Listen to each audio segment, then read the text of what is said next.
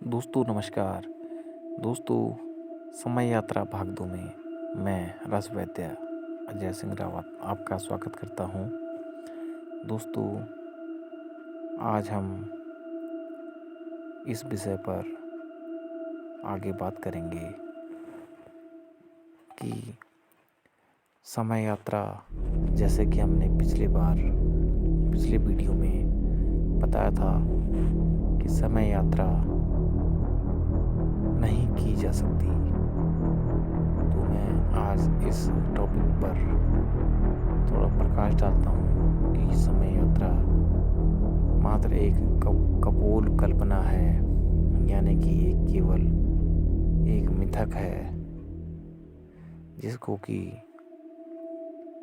अनेक तर्क देकर अंतरिक्ष वैज्ञानिक और साइंटिस्ट और खगोलविद आप लोगों को भ्रमित करने का कार्य करते हैं। तो दोस्तों, देखिए कि यह जो संसार है, इसमें जैसे कोई भी वस्तु लगाइए, प्रकाश है, प्रकाश फोटोन के कण होते हैं, जो एयर होती है या गैसेस होती हैं, उसका भी कहीं ना कहीं मास होता है। भले ही प्रकाश के कणों का मास नहीं होता, लेकिन इसको हम महसूस कर सकते हैं। लेकिन जो समय नाम की एक चीज़ है, इसका असल में कोई अस्तित्व नहीं है। यह एक अंतराल होता है, यानी कि जैसे कि दिन के बाद रात हो रहा है और रात के बाद दिन हो रहा है, तो हमें लग रहा है कि कुछ न कुछ समय आगे बढ़ रहा है, टाइम जो है आगे बीत रहा है, हम यहाँ मान लेते हैं, है ना। और है भी कि मतलब कोई ना कोई चीज़ टाइम को स्पेंड कर रही है, यानी कि समय किसी चीज़ का बीतना को हम समय कह सकते हैं। कि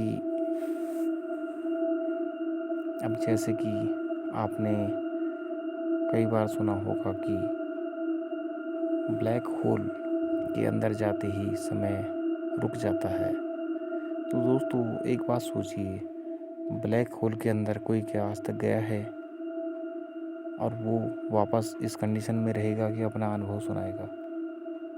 नहीं, ऐसा कभी नहीं हो सकता, क्योंकि उसके इवेंट होराइजन में, यानी कि उसका जो जहाँ पर से उसका प्रभाव स्टार्ट हो जाता है, जिस बिंदु से उसकी रेंज के अंदर आते ही वह वापस नहीं जा सकता। इसलिए कोई भी वस्तु है या प्रकाश की किरण है, वह अगर इवेंट होराइजन के अंदर चल जाए तो वहाँ से वह वापस नहीं लौट सकती है। अतः यह मान लिया गया कि वहाँ समय रुक जाता है, जबकि समय तो कोई वस्तु है ही नहीं। यह भौतिक रूप से, यानी कि फिजिकली एग्जिस्ट ही नहीं करती है। यानी कि जो चीज़ भौतिक रूप में इस संसार में है ही नहीं, ये संसार में है ही नहीं दोस्तों। समय नाम की कोई वस्तु इस दुनिया में है ही नहीं। यह एक अंतराल है, यानी कि हम अगर कहीं पर बैठे हैं, हम यहाँ हैं, भारत में हैं, चाहे यूरोप में हैं, चाहे किसी भी देश में हैं, या अंतरिक्ष के किसी भी कोने में हैं, या ब्लैक होल के अंदर हैं या बाहर हैं, कहीं भी हैं, सुपरनोवा में हैं, तो समय सबके लिए एक जैसा है। यह कभी भी माइनस में नहीं होता है। सापेक्ष को भी गलत ढंग से बड़े वैज्ञानिकों ने आप लोगों के सम्मुख प्रस्तुत किया है कि जैसे कि हम एक स्थान से दूसरे स्थान पर, यानी कि जैसे दिल्ली से मुंबई की यात्रा कर रहे हैं, पैदल कर रहे हैं तो अधिक समय लग रहा है, बाइक में जा रहे हैं तो थोड़ा कम, उससे और जल्दी पहुंच जाएंगे।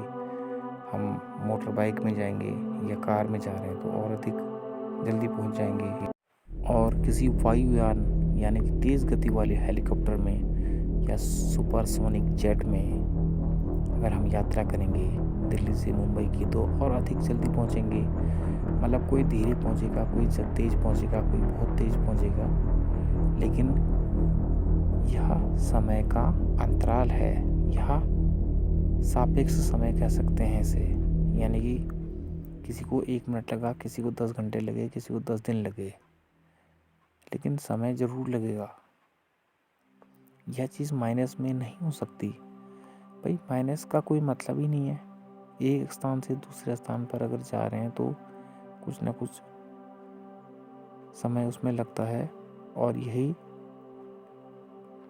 चीज़ जो है समय यात्रा के परिप्रेक्ष्य में हम कह सकते हैं कि यह वापस या बैक, इसमें बैक वाली कोई कंडीशन नहीं होती। ये कोई सड़क नहीं है कि हम इस पार से उस पार चले गए और फिर वापस उस पार से इस पार आ गए। इसलिए दोस्तों, इस वीडियो में हमने क्लियर रूप से आपको बता दिया है कि समय एक नॉन डायमेंशनल यानी कि अभौतिक वस्तु है, जिसको कि रिवर्स नहीं किया जा सकता। इसलिए समय की यात्रा नहीं की जा सकती है। समय आगे बढ़ता रहता है, यह पीछे नहीं जाएगा। तो धन्यवाद दोस्तों, नमस्कार। इसी तरह के अन्य इंटरेस्टिंग वीडियो देखने के लिए चैनल को सब्सक्राइब कर दें और बेल आइकॉन वाला घंटी वाला बटन दबा के रखें। चैनल को आगे भी लाइक और शेयर जरूर करते रहें दोस्तों। धन्यवाद। Thank you very much.